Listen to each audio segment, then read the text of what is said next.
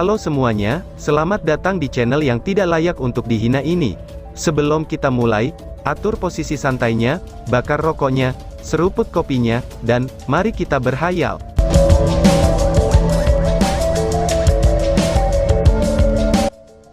Kita lanjut ke alur ceritanya.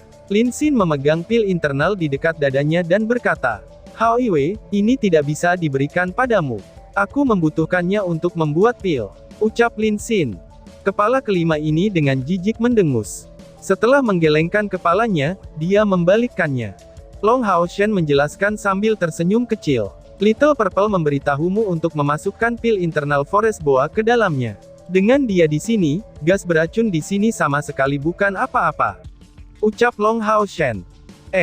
Lin Xin terlihat kaget. Menjadi orang yang cerdas, dia tiba-tiba menyadari.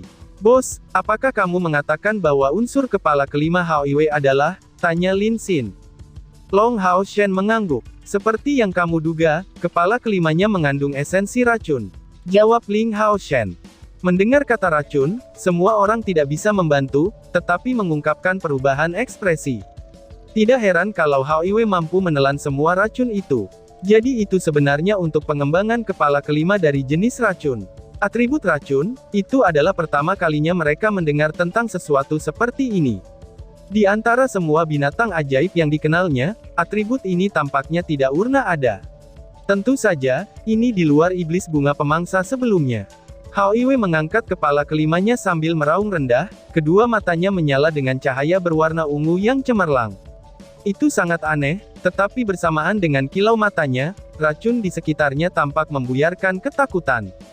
Dalam beberapa kedipan matanta saja, racun pada jarak setidaknya 300 meter di sekitar mereka segera tersebar, dan seiring dengan kemajuan kekuatan Hao Iwei, racun itu terus-menerus menyebar. Jauh lebih efektif daripada penjaga suci ke-11 atau pil internal boa hutan, garis pandang mereka menjadi jelas, dan semua orang melihat dengan terkejut lingkungan di tanah kematian ini membaik secara luar biasa. Warna rawa ini sebenarnya sangat bervariasi. Beberapa area berwarna coklat tua, sementara yang lain berwarna kuning gelap, dan beberapa hijau tua. Jadi, ketika visibilitas mereka meningkat, semua orang menelusuri lebih banyak detail. Dalam kisaran pertumbuhan dari bunga iblis pemangsa, mereka adalah satu-satunya jenis tanaman. Namun, setelah melewati area ini, tanaman lain juga mulai muncul.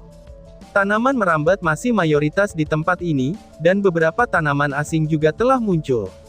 Hao Iwei mulai bergerak, dan mengambil langkah besar untuk menuju lebih dalam ke rawa kemuraman. Dia terlihat benar-benar tanpa kekhawatiran, dan tidak perlu memandang sekelilingnya.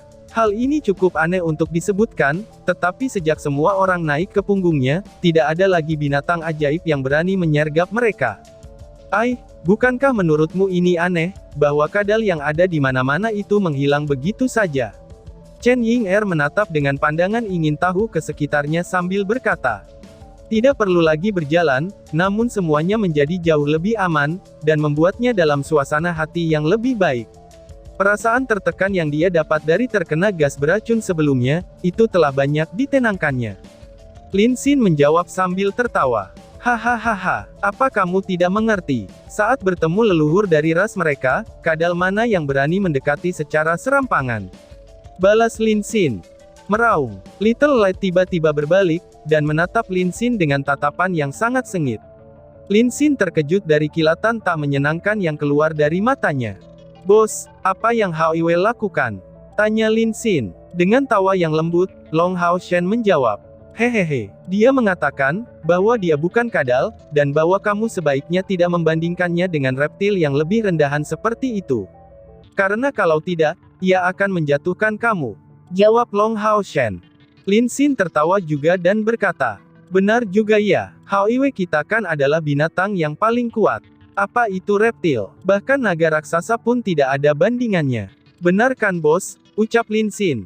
Karena menjilat sepatu tidak membutuhkan uang untuk dibelanjakan, ia sangat bermurah hati dengan pujiannya. Setidaknya dia tidak pelit dalam aspek ini. Setelah mendengus sekali padanya, Hao Iwei tidak memperhatikannya lagi. Mungkin ini karena kepala kelima Hao Iwei, Little Purple yang baru lahir, dia benar-benar menggunakan banyak energi untuk menyelesaikan tugasnya, dan hanya mengandalkan kemampuannya sendiri. Metode Little Purple untuk membuka jalan sangat sederhana. Membuka mulutnya, dia akan melepaskan napasnya ke depan. Napas ini berwarna sama dengan matanya yang ungu pekat. Setelah melewati, tidak peduli seberapa kasarnya mereka, tanaman merambat di jalan segera meleleh dan membuat jalan mereka menjadi mulus. Namun, Long Hao Shen menyadari, bahwa si ungu kecil ini mengambil napas sangat dalam setiap kalinya. Pada setiap napas yang ia ambil, ia tampaknya menyerap sebagian energi yang terkonsentrasi di rawa ini, dan ketika ia meludahkannya, gas rawa beracun yang tersebar menjadi semakin kuat. Meskipun Long Hao Shen tidak bisa memastikannya, bahwa kekuatan Little Purple berbeda dari yang lain, jika atribut racun ini digunakan dengan baik, mungkin itu bisa menjadi jauh lebih menakutkan daripada atribut lainnya. Dalam beberapa saat, jarak yang dicakup oleh Hao Yue sudah lebih besar dari total jarak yang ditempuh kelompok Long Hao Shen sampai saat itu. Di saat mereka maju semakin dalam di dalam rawa, semua orang punya waktu untuk pulih. Punggung lebar Hao Yue lebih dari selusin meter. Meskipun 7 dari mereka duduk, mereka tidak merasa berdesakan sama sekali. Hanya untuk keamanan, Long Hao Shen membuat dirinya dekat dengan CR, jadi itulah mengapa mereka berdua relatif dekat. Masih bergerak maju, Hao Yue bergegas sekitar setengah jam lagi sebelum mereka memasuki kedalaman rawa. Bantalan kuat Hao Yue benar-benar efektif ketika di jalan. Sebelum kemunculannya, bahkan dengan 3 kali lebih banyak waktu, mereka belum akan sampai di sini. Setelah melewati area tanaman merambat yang lebat, sebuah danau segera kecil muncul. Danau ini tidak dalam, dan Long Hao Shen menemukan tanah di sini agak berlumpur, itu adalah bukti kedangkalan dari danau tersebut. Sampai saat itu, ini masih pertama kalinya bagi Hao Yue untuk menghentikan langkahnya. 5 kepalanya memandang sekeliling ke 4 arah, dan kemudian menunjukkan beberapa keraguan dalam tindakannya untuk pertama kalinya. Karena Long Hao Shen bisa merasakan ketakutan yang keluar dari Hao Yue, dia juga mulai merasa tidak nyaman. Dengan menggigil di punggungnya, Long Hao Shen berteriak. Semua orang bersiaplah untuk pertempuran. Berhati-hatilah dengan lingkungan sekitar. Teriak Long Hao Shen. Tepat pada saat ini, CR tiba-tiba melihat ke satu arah dari beberapa panggilan bawah sadarnya, dan merasakan penjepitnya yang tiba-tiba, kemudian Long Hao Shen segera menyaksikan dengan penuh perhatian ke arah itu. Sinar yang tebal muncul tepat pada saat itu. Kilatan cahaya ini terjadi pada kecepatan yang terlalu cepat. Seolah-olah menempel dekat dengan permukaan danau, dan sinar dingin itu bergerak lebih cepat daripada bilah tajam. Hao Yue tiba-tiba mengeluarkan raungan rendah, dan menyandarkan tubuh besarnya ke depan. Long Hao Shen memiliki perasaan sakit dari raungan rendah itu, dan segera melompat turun dari punggung Hao Yue. Bayangan emas terpisah darinya, dan tetap berada di punggung Hao Yue. Kemudian, seberkas energi berputar secara tiba-tiba dan mengenai kaki kanan depan Hao Yue yang tebal. Seseorang bisa melihat salah satu sisiknya yang panjangnya setengah kaki, itu memperlihatkan keberanian di dalamnya. Namun, luka ini masih sembuh dengan kecepatan yang mencengangkan. Meskipun Long Hao Shen tidak mungkin menggunakan serangannya sendiri untuk mencoba kekuatan skala besar Hao Yue dan dia telah bertarung bersama untuk waktu yang lama, dan dia memiliki pemahaman yang cukup besar tentang kekuatan pertahanan Hao Yue. Adapun kekuatan energi spiritual eksternal Hao Yue, itu harus melintasi 10.000 unit, bahkan sebelum evolusinya. Dua hal itu mungkin dapat dicapai setelah evolusinya. Agar pertahanannya tidak hancur seketika dalam situasi seperti ini, dia membiarkannya tidak punya kesempatan untuk menghindar atau menyesuaikan diri lagi. Tingkat kekuatan apa yang dibutuhkannya itu? Tepat pada saat ini, mata Long Hao Shen tiba-tiba membesar, karena dia melihat bahwa dari danau kecil yang jernih itu tiba-tiba saja dipenuhi dengan beberapa lusin sinar yang berosilasi, yang jumlahnya mendekati 100, dan semuanya ditembak ke arah Hao Yue. Mencapai kecepatan ekstrim, cahaya itu tidak terlihat oleh mata telanjang. Hao Yue, Long Hao Shen berteriak dengan panik. Sementara itu, Arya dari Dewi Cahaya melambai, dan titik-titik cahaya yang tak terhitung jumlahnya menutupi udara. Pukulan ini sudah tidak ada upaya dari Long Hao Shen, dan tidak hanya dalam jumlah energi spiritual yang terkandung, tetapi juga kecepatan serangan dan jangkauan serangannya mencapai tingkatan yang ekstrim. Itu adalah Demon Whipping Flash. Hao Yue mengeluarkan raungan rendah, dan tiba-tiba membentangkan dua sayap besar di sisinya, kemudian mengepakkannya dengan kuat dan mendorong tubuh besarnya ke udara. Hao Iwei bukan seseorang cinta damai, dan ketika tubuhnya terangkat di udara, dengan 5 kepalanya yang besar, 5 napas sudah keluar dan menuju ke arah danau kecil itu. Bang! Di tengah-tengah suara ledakan yang menusuk telinga, Long Hao Shen merasakan seolah-olah dia dihancurkan oleh palu besar, dan bahkan senjata yang kuat seperti Arya dari Dewi Cahaya mengeluarkan suara-suara yang agak menyesal. Sebuah kekuatan serangan besar langsung mendarat di tubuh Long Hao Shen, dan ia terhempas kembali. Tapi dia masih berhasil mengulur cukup lama bagi Hao Iwei untuk terbang melalui Demon Whipping Flash. Membiarkan suara pengapnya keluar, wajah Long Hao Shen sangat pucat, dan cahaya keemasan dari Soul Sharing Chains muncul di depan semua orang dari keas Komandan Demon Hunter Squad ke-64. Cahaya dingin itu tidak menunjukkan jejak ingin melepaskan Long Hao Shen, dan menempel padanya, kemudian meluncur di sampingnya. Di depan kekuatan destruktif yang kuat yang melukai Hao Iwei, armor suci mulia Long Hao Shen tidak dapat menahannya. Namun, tepat pada saat ini, tubuh Long Hao Shen mengeluarkan cahaya putih ke udara, dan melarikan diri sambil menghindari serangan dari cahaya putih itu dengan jarak sehelai rambut. Semua orang merasakan keringat dingin di punggung mereka. Poin kritisnya adalah, bahwa situasi bahaya ini terlalu mendadak. Sejak Hao Iwei diserang ketika Long Hao Shen melompat turun, seluruh proses hanya membutuhkan waktu beberapa saat. Sebuah ledakan dahsyat bergema di saat berikutnya, dan 5 embusan napas jatuh ke danau kecil itu, kemudian meletus dengan keras. 5 ledakan unsur destruktif mengubah seluruh danau kecil itu terbalik. Bang bang bang bang bang. Danau kecil ini hanya mencapai diameter 1 atau 200 meter. Fluktuasi besar-besaran energi spiritual menyebar dengan hebat, dan gelombang sinar yang berosilasi ditembakkan secara berurutan, lalu berputar-putar dalam dispersi di udara. Mengandalkan kesempatan ini, semua orang akhirnya melihat dengan jelas apa itu sinar yang berosilasi. Long Hao Shen dengan keras meluruskan dadanya, dan dengan jelas merasakan tubuhnya bergetar berulang kali. Jika dia tidak membuat persiapan sebelumnya, dengan membuat Yating tetap di punggung Hao Iwei, kemampuan attraction dari tungku sein spiritualnya hampir mustahil untuk melarikan diri pada kesempatan ini. Itu karena dia bahkan tidak diberi waktu untuk melepaskan sayap rohaninya sendiri. Monster macam apa itu? Baik itu Long Hao Shen atau kawan-kawan lainnya, tidak ada yang mengenali binatang ajaib yang menyergap mereka. Monster-monster ini memang luar biasa. Masing-masing dari mereka tidak besar, dan hanya mencapai panjang sekitar 2 meter. Itu tampak seperti ikan yang istimewa, dan seluruhnya datar dan tidak terlalu lebar, kira-kira mencapai sepertiga dari lebarnya yang 1 meter. Tubuhnya rata dan tipis, tetapi penampilannya terlalu ganas. Di atas kepalanya ada gigi gergaji tajam, yang memanjang lebih dari 1 meter. Dalam rawa kelam yang gelap ini, kilau dari gigi gergaji mereka mengeluarkan cahaya yang cemerlang. Faktanya, benda ini mencapai panjang sekitar 2 meter, tetapi kepala gergaji yang menempati 1 meter panjangnya, itu membuat tubuhnya setengah dari seluruh panjangnya. Jenis ikan apa yang menakutkan seperti itu? Di punggungnya, sirip besar dengan penuh semangat mendorong tubuhnya. Dan selanjutnya, masing-masing ikan raksasa ini menghasilkan fluktuasi energi spiritual yang menakutkan. Energi spiritual ini adalah jenis yang Long Hao Shen belum pernah lihat sebelumnya, itu benar-benar tak tertandingi dengan elemen air dari binatang ajaib akuatik air tawar, karena ada beberapa elemen angin dan ruang yang dicampur di dalamnya.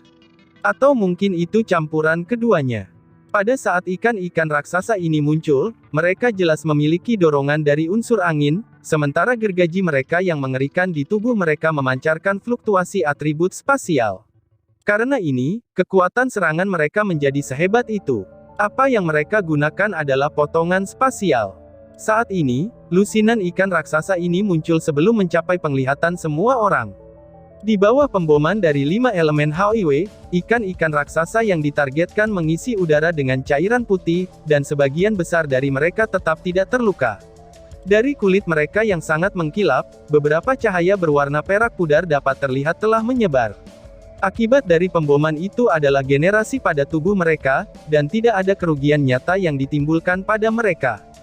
Menjadi binatang ajaib atribut ganda seperti spasial dan angin, aspek paling menakutkan mereka adalah kekuatan ofensif mereka. Tapi baik pertahanan mereka maupun kecepatan mereka, itu tidak bisa ditertawakan. Jadi jenis binatang ajaib ini masih ada di rawa suram ini. Dan yang lebih mengerikannya lagi, mereka hidup dalam satu kelompok. Bahkan, ada lebih dari 100 yang hidup di danau ini. Long Hao Shen menarik napas dalam-dalam, dan segera memanggil dua penjaga suci dari melodi abadi, lalu meminta mereka untuk mengidentifikasi monster-monster ini. Kedua penjaga suci itu terlihat tidak kusut, karena mereka secara bersamaan menyebutkan nama yang tidak diketahui semua orang. Hah! Ikan gergaji. Mengejutkan sekali. Bukankah spesies ini seharusnya sudah punah sejak lama? Bagaimana mungkin ada beberapa di sini? Kedua penjaga suci ini yang biasanya tidak menunjukkan emosi apapun, tetapi sekarang, mereka jelas sangat terkejut. Long Hao Shen bertanya, apa itu ikan gergaji? Penjaga suci ke-11 menjawab dengan suara yang masih dipenuhi rasa takut. Mereka adalah binatang buas yang menakutkan. Kekuatan individu mereka sangat tinggi, setara dengan binatang ajaib dari peringkat ke-8, dan di atas itu, mereka umumnya ditemukan dalam satu kelompok. Kekuatan destruktif mereka sangat besar, fitur mereka yang paling aneh adalah tanduk di kepala mereka. Meskipun itu adalah bagian dari tubuh mereka, itu masih senjata paling menakutkan mereka. Hewan-hewan ajaib ini sungguh menakutkan, baik itu di darat maupun di air. Kelemahan terbesar mereka adalah ketidakmampuan mereka untuk terbang, tetapi kemampuan kamuflase mereka juga luar biasa. Bahkan binatang buas dan manusia dengan kemampuan terbang, itu dapat dengan mudah dibantai tanpa diberi waktu untuk melarikan diri. Pada zaman kuno, binatang buas ajaib ini memiliki kehadiran yang tirani. Tetapi setelah itu, mereka menghadapi bencana karena menemui pemangsa mereka, yaitu naga raksasa. Aku tidak berharap untuk benar-benar bertemu dengan beberapa ekor dalam kehidupan ini. Keberadaan mereka hanya diketahui dari buku-buku kuno. Ucap penjaga suci. Long Hao Shen tersentak kaget pada informasi ini. Tidak heran monster-monster ini sekuat itu, jadi mereka sebenarnya adalah binatang buas tingkat 8. Itu berarti, mereka lebih dari 100 binatang ajaib dari peringkat ke-8. Jika mereka dikaruniai kemampuan terbang, satu-satunya pilihannya adalah membawa kawan-kawan kembali ke Tower of Eternity, karena mereka tidak cukup kuat untuk melawan ancaman itu. Pikir Long Hao Shen. Pada saat ini, ikan gergaji di bawahnya terus melolong satu demi satu. Lolongan mereka tidak terlalu keras, tetapi memiliki perasaan yang mendalam. Ikan gergaji yang Hao Iwe bunuh sebelumnya dengan ledakan kekuatannya, itu telah membantai 3 ikan, dan beberapa terluka. Mereka semua berada di peringkat 8, jika mereka satu lawan satu, Hao Iwe akan jauh lebih kuat dari mereka. Tetapi ketika menghadapi banyak ikan gergaji ini, Hao Iwe hanya bisa mengulur waktu. Namun, Hao Iwe juga tidak mudah untuk digertak. Karena terluka oleh serangan mendadak mereka, lebih lanjut menambahkan bahaya kematian kelada Long Hao Shen, Hao Iwe benar-benar menjadi marah. Tak henti-hentinya ia meludah berulang-ulang ke arah danau kecil di bawahnya, terutama untuk Little Purple yang baru lahir, yang ludah beracunnya sangat beracun, bahkan menyebabkan anggota dari kelas komandan ke-64 Demon Hunter Squad khawatir saat melihat pemandangan ini. Namun, ikan gergaji benar-benar layak disebut makhluk antik yang tangguh. Mereka memiliki teknik perlawanan secara khusus, dan membentuk pusaran air dengan gergaji mereka. Orang bisa dengan jelas melihat lingkaran-lingkaran putih ungu menyebar keluar, lalu mengisi udara dan mengambil bentuk kubah putih pelindung perak yang menutupi area yang luas. Sementara itu, hal yang lebih aneh adalah bahwa danau di bawahnya telah berubah menjadi berlumpur karena pemboman Hao Iwe.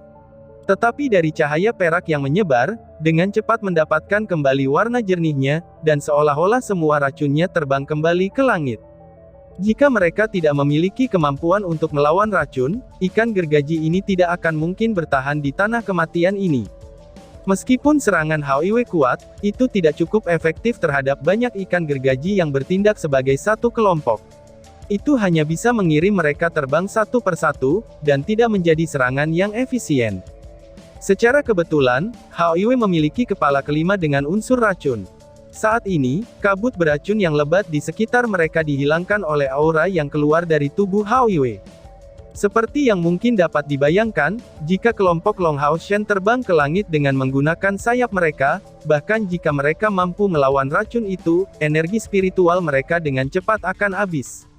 Maka itu akan sulit untuk mengatakan, apakah mereka akan bisa keluar dari kabut beracun itu atau tidak. Selain itu, siapa yang bisa memastikan, bahwa tidak akan ada musuh kuat lain di dalam atau di luar gas beracun dari rawa ini. 5 kepala besar Hao Iwe terus-menerus mengeluarkan teriakan kemarahan, dia jelas-jelas marah dengan serangan mendadak dari ikan gergaji ini. Sayap besar di punggungnya terus mengepak, dan fluktuasi energi spiritual di sekitar tubuhnya juga terus menguat. Long Hao Shen menepuk punggung Hao Iwe dan menghiburnya. Biarkan saja, ini adalah tempat tinggal mereka. Kami hanya akan terbang melewatinya, dan hanya itu saja yang kita lakukan. Ucap Long Hao Shen. Meskipun Hao Iwe tidak mau, dia tidak akan menentang kehendak Long Hao Shen. Dengan perasaan tidak puas, dia mengepakkan kedua sayapnya ke atas dan ke bawah, dan berencana untuk menyeberangi danau ini dari langit, sebelum menemukan titik untuk mendarat dan kemudian melanjutkan ke depan. Lagi pula, penerbangan ke langit sambil membawa 7 orang di punggungnya, dan juga harus menahan racun yang datang, itu akan mengeluarkan konsumsi yang besar untuknya. Namun, corak pada wajah kelompok Long Hao Shen berubah dengan cepat, karena mereka yang melihat iblis gergaji yang awalnya tinggal di danau, itu secara tak terduga mengejar Hao Iwe. Mereka tidak menunjukkan tanda-tanda ingin melepaskan mereka. Apa yang ingin dilakukan ikan gergaji ini? Pikir Long Hao Shen dengan terkejut. Tidak ada pilihan selain mengakui, bahwa jika mereka mendarat ke tanah, mereka benar-benar tidak akan cocok untuk ikan gergaji ini. Baik itu secara fisik, dalam energi spiritual, atau kekuatan serangan, mereka benar-benar tidak cocok untuk banyak ikan gergaji ini.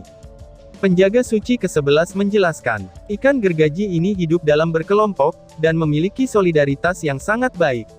Inilah sebabnya mereka sangat menyimpan dendam.